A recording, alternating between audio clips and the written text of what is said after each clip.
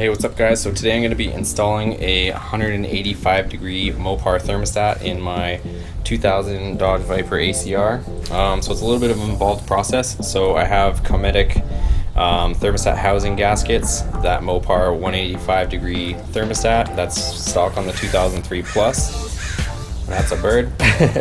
And I also have Cometic intake manifold gaskets too.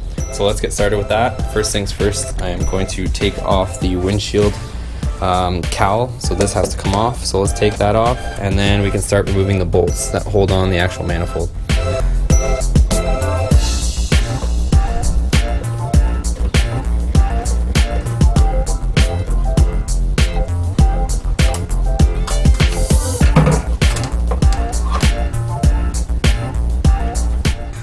Alright, I'm going to be cheating a little bit, so I'm not going to be disconnecting any fuel lines or anything like that. I'm just going to prop the manifold up because the thermostat is obviously under here, so it is buried under there. For those of you guys that are new to this, basically you can't get the thermostat housing off without lifting up the intake manifold. So I've also soaked these bolts in PB Blaster because they are known to seize. So I've had those soaking in PB Blaster for a day or two. So there's that part of it. And basically you're going to see these bolts are in there. I don't know if you guys can see that, but right in there there's a bolt, and then also underneath the wire straight through. And it just basically follows that pattern. So a bolt up here, a bolt down there, a bolt up here, a bolt down there, and so on and so forth. So I'm just going to go through, take these off. They do have a Torx bit in the middle if you wanted to go that route, but otherwise it's an 11 mil head bolt. And let's get those off. So I'm actually going to switch to a T30 Torx bit. It's a little bit easier to maneuver in there, and at the same time too, I want to magnetize the bit so that I can actually pull those bolts out without dropping them in there. So if you guys have never done this before, it's an old school trick. You can basically take a magnet. This is just a magnet from one of those parts dishes, and you run it across the tool that you're trying to magnetize, and it'll basically transfer over. So basically what I did was just go like this, swipe the magnet past it a bunch of times. This was not magnetized before, but basically, yeah, it's a magnet now, so you can magnetize almost anything. So I'm going to use that way I don't drop any of the bolts, and let's keep going.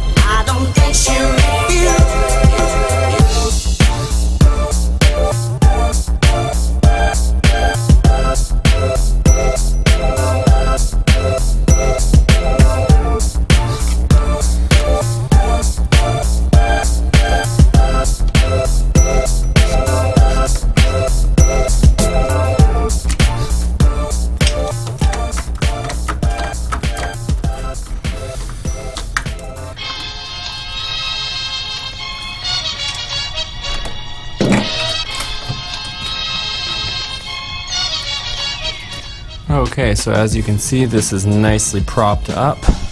Basically, you have to unplug this sensor wire. It's right there. The TPS sensor wire, which is here, plugs into the side.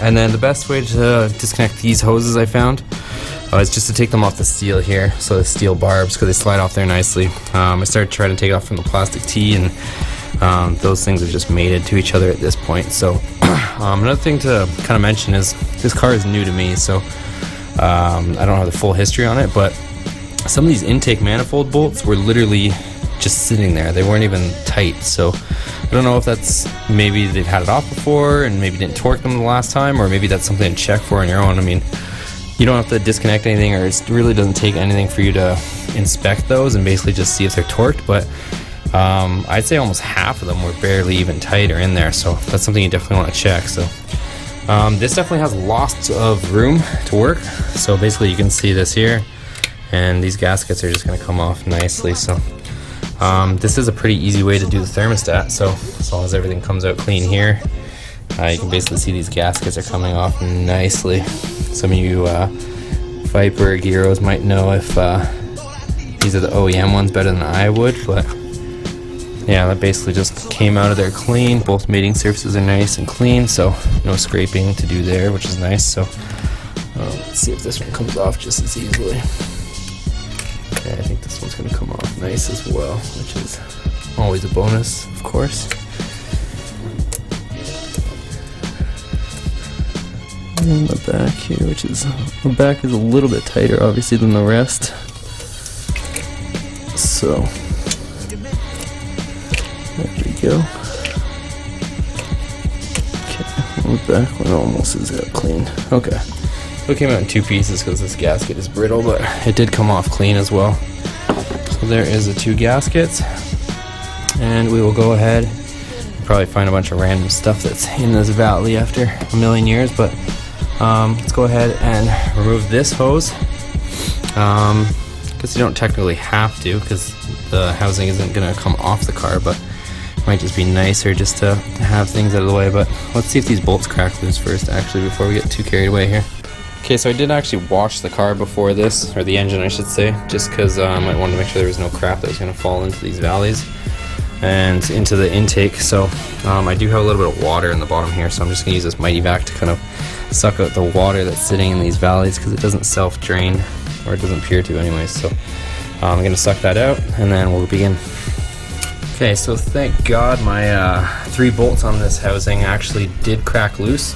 So I think a combination of the PV blaster soaking on them for a couple nights, that definitely helped.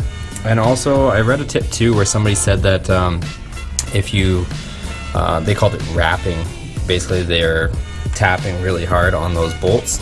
So they basically just kind of shook them loose and vibrated. So I did that too. I took basically an extension, probably use something more delicate, but I took an extension, 3/8 extension, put it on top of the bolt and basically just beat on it with a hammer a bit. Nothing too wild or crazy, but enough to basically just shock it. And I also kind of turned it a little bit tighter, so I actually turned the bolts in a clockwise position and then cracked it loose in the counterclockwise. And they all 3 of them seem to come loose. So I think if any of them are gonna crack, some of you guys that have had them crack or break probably would know better, but the front one was a little bit tighter than the other 2 that are over here. So but yeah, they seem to be coming out. So I'm gonna take this hose off before this gets loose, so I can actually take this off and then we'll continue.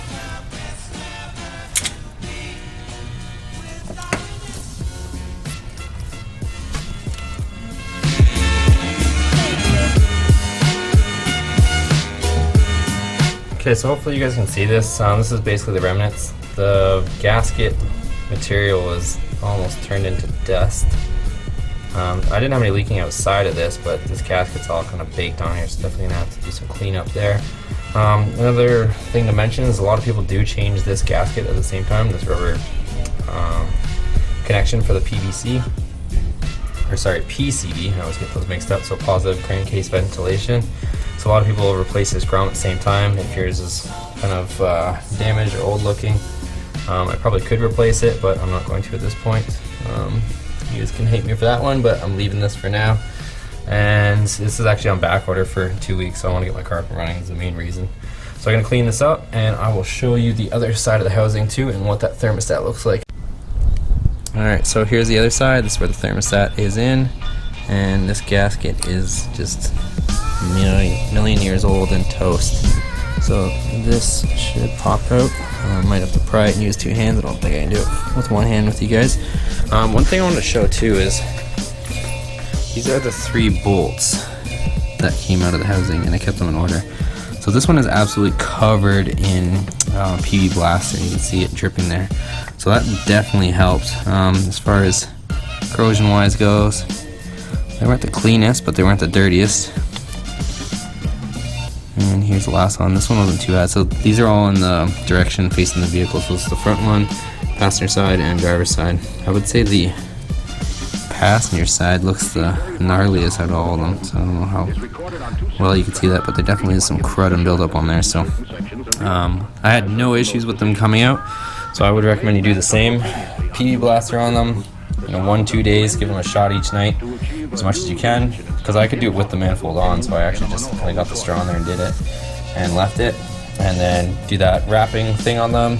Basically just putting something on there, tapping really hard just to kind of shake them up a little bit, and maybe just break through any corrosion or mating that they did with the aluminum, between the aluminum and the steel. So those are those. I'm gonna get things cleaned up and then we'll start assembling. Okay, so we got our mating surfaces all clean, so you definitely want to spend some time getting this surface clean, both scraping off that gasket. That gasket's going to be a pain in the ass to scrape off, but make sure you scrape it all off. I mean, there's a few different ways to do it, but if you've done it before and you're experienced enough, You can take a flat razor and basically just follow the surface of the metal, but if you've never done that before, I wouldn't recommend it because it's pretty easy to mess things up. But that is probably the most effective way, if you know what you're doing, is to use a flat razor against the metal surface and just be scraping the gasket material and nothing else. No shavings, nothing of that sort. So that's all cleaned up. I have this gasket here. So this is the Cometic gasket for the housing. There's the part number for anybody that's interested. So that's the part number, EC17710332AFM. So that's that one. I've also have my housing cleaned up here. It's a little bit dark because I'm working at night, but that housing is cleaned up, so that's ready to go. One other thing to mention too is if you're in a pinch like I am, these bolts here, I would recommend replacing them if you manage to get them out clean. If you're in a hurry like I am, all the manifold bolts, the ones that hold on the intake manifold, they're the exact same as those housing bolts. And also the throttle bodies are the same. So what I did was just, without breaking the gasket, just basically steal one from here, steal one from the other side, and I just basically stole a couple of them, or actually 3 of them, and made them easily accessible here so that I can run to Dodge, replace these as needed. I mean, there's nothing wrong with them, but with the heat cycling that's involved in this area, they might be a little bit compromised, so that's something you can do as well. Another added step that I am going to do is, I don't want to have to be messing with this at all, but I'm going to use this gasket maker too in conjunction with the Cometic gasket. Like I said, some people might think it's overkill, unnecessary, but it's something that I'm just going to do. I'm not going to go crazy with it, but just a light kind of film on top of this gasket just to seal it perfectly so that I don't have to worry about any issues. Like I said, it might be overkill, but I'm going to do it anyways. It's not going to hurt anything, and it's just going to give me peace of mind when I put this big manifold back on that I don't have any leaks or anything. So I'm going to get this stuff all sorted out and continue. Another thing is, last but certainly not least, is this is the Mopar thermostat that I'm going to use. So this is the newer thermostat out of the 03 Plus model. So it's the exact same. You guys can use it as well. I don't want to mess around with using aftermarket thermostats because, like I said, it's kind of buried in there, so I don't want to put an aftermarket one in there and have it fail or whatnot. At least the Mopar one is reliable. So if you look here, it says, I don't know if you guys can see that, but it is 185 degrees instead of the 195. Yeah, you can probably see right on the bottom. So this one's a 185, so it's 10 degrees cooler than the one that actually came stock in the, I guess, Gen 2s. So this one's going to go in as well and give me peace of mind and a slightly lower operating temperature, hopefully. So let's get this installed.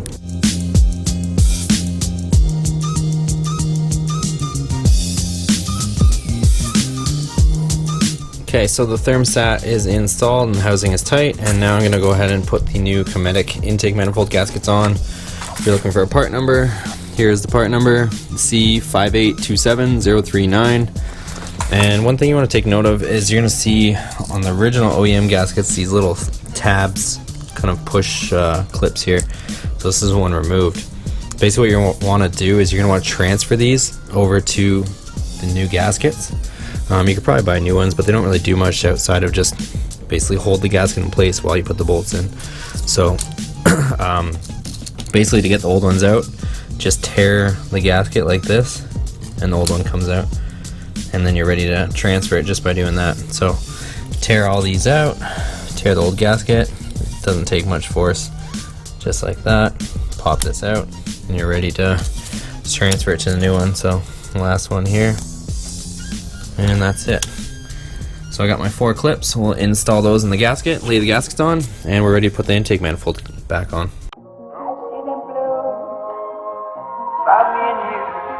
And I think to myself, what a wonderful world.